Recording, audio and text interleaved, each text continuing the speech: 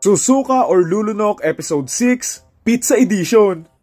Oo, hindi pa ako kumakain at hindi pa ako nakakatikim ng pizza. Meron pang ganito, so tanggalin na natin kasi hindi naman ako nagko-condiments. Bakit kamo ako di kumakain ng pizza? Simple lang, may keso eh.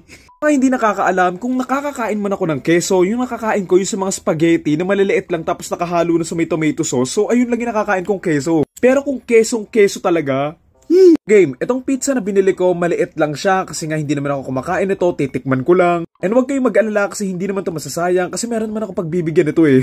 Ito yung itsura niya, maliit lang talaga yung binili ko. Wait, kuha tayo ng isang slice. 4 na slice to, anong kayong pinakamasarap tignan? Ito na lang, maraming maling eh. Ito yung napili ko kasi wala lang, marami siya nung karne-karne. Ano ba to? Maling? Ay, ham!